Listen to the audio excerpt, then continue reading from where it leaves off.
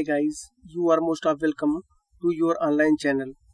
मैं पवन कुमार सिंह आज आपके लिए पहली कविता लेकर आया हूँ. The road not taken. This well-known poem is about making choices and the choices that shape us. Robert Frost is an American poet who writes simply but insightfully about common ordinary experiences. Okay?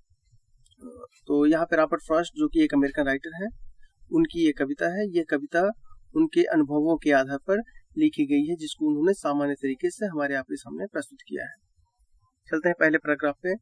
To roads diverge in a yellow wood and sorry I could not travel both and be one traveller long I stood and look down one as far as I could to where it went in the underground. पहले हम यहाँ पे word meaning देख लेते, जो कठिन word meanings हैं. जैसे डाइवर्ज का मतलब होता है सेपरेट हो जाना, अलग हो जाना. जैसे कि कोई एक रास्ता जा रहा हो, आगे जाके वो दो रास्तों में बढ़ जाए. ओके. और यहाँ पे दूसरा हम देखें येलो वुड्स मतलब पीला जंगल, अर्थात पतझड़ के मौसम में जब पेड़ों से पत्ते सूख करके पीले होकर के गिर जाते हैं तो इससे वो क्षेत्र पूरा पीला दिखाई देता है. यानी पतझड़ के मौसम में सूखे पत्तों से पीला दिखाई देने वाला जंगल येलो वुड्स कहलाता है. नेक्स्ट हम यहाँ पे देखेंगे अंडरग्रोथ का मतलब होता है झाड़ियाँ, और यहाँ पे विंट का मतलब होता है मुरझाना. ओके. अब हम देखते हैं पहला प्रकार. To roads diverge in a yellow would.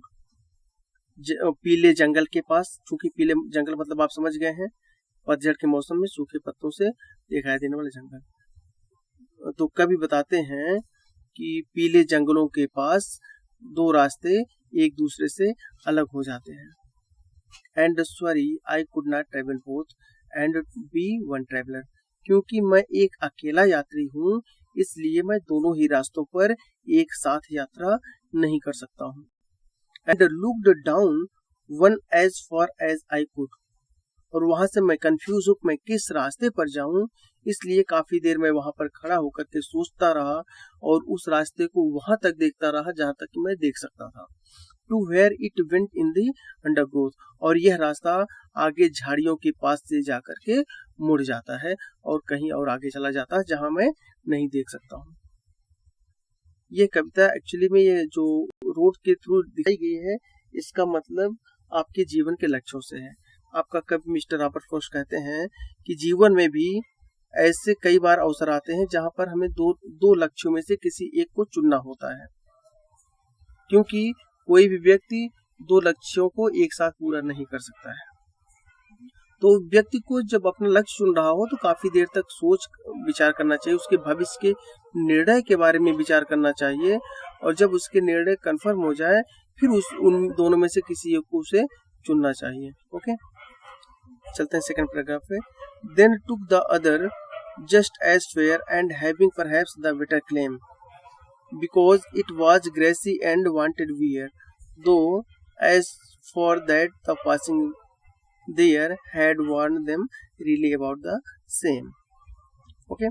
तो यहाँ पे कवि कह रहा है then took the other, फिर मैंने उन दोनों में से किसी एक रास्ते को चुन लिया, just as fair, जो रास्ता मुझे अच्छा लगा, and having perhaps the better claim, क्योंकि वह रास्ता मुझे better claim लग रहा था, मुझे ज्यादा अच्छा महसूस हो रहा था, इसलिए मैंने उसी रास्ते को चुन लिया. Because it was grassy and wanted wear, और यह रास्ता काफी ग्रेसी था, एंड वांटेड वियर, और इस पे लोगों के चलने के निशान नहीं थे. ग्रेसी एंड वांटेड वियर का मतलब ऐसा रास्ता जिसपे ताजी घासें उगी हो और लोगों के चलने के पैरों के निशान भी न बने हो. तो कभी बता रहा है कि मैंने उन दोनों रास्तों में से ऐसे रास्ते को चुना जिसपे लोगों के पैरों के निशान कम थे और उस पे हरी घासें उगी हुई थी. Though as for that the passing there had warned them really about the same. यद्यपि जब मैं उस रास्ते पर काफी आगे जाता हूँ, passing there means आगे जाना, had warned them really about the same, तब मुझे महसूस होता है कि ये रास्ता भी सेम उसी रास्ते जैसा है जिस रास्ते को मैं छोड़कर आगे आ रहा हूँ. मीन्स कभी बताते हैं जब मैं अपने एक लक्ष्य को चुनता हूँ, फिर आगे जाने के बाद मुझे पता चलता है जिस दूसरे लक्ष्य को मैंने छोड़ा था वो लक्ष्य भी जीवन में आगे ले जाने वाला ही था. ओके. हम चलते हैं थर्ड पैराग्राफ पे. थर्ड पैराग्राफ हमारा कहते हैं, and both that morning equally lay in leaves no step had trodden black and both the morning equally. मैंने जब सुबह देखा तो दोनों रास्ते लगभग इक्वल थे, समान थे, दोनों में कोई ज्यादा अंतर नहीं था। In leaves no step had trodden black, और इन दोनों रास्तों पर ही लीव्स जो पत्तियां होती had trodden black, trodden black मानो होता पैरों से कुचला जाना। इन दोनों ही रास्ते ऐसे थे जिसपे पैरों के निशान नहीं थे, मीन्स वहां पर जो घासें थी, पत्तियां थी, उसके कुचले जाने के कोई निशान नहीं थे।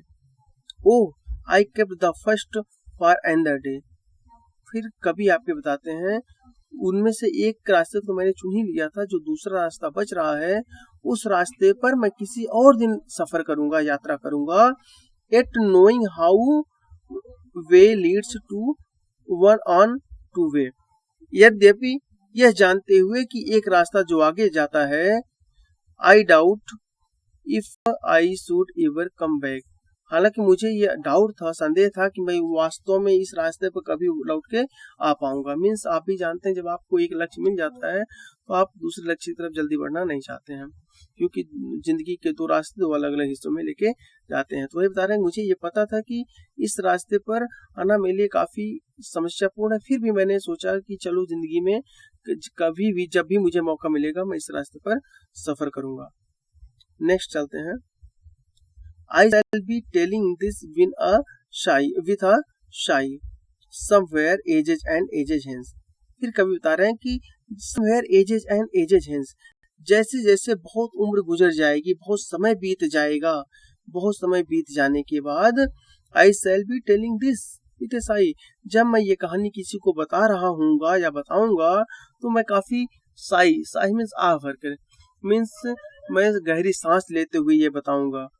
Two roads diverged in a wood and I took the one less traveled way, और मैं ये बताऊंगा कि दो रास्ते थे, उन दोनों रास्तों में से मुझे एक ही को चुनना था और उनमें से मैंने उस रास्ते को चुना जो लेस ट्रेवल्ड, जिसपे लोग कम सफर किए थे।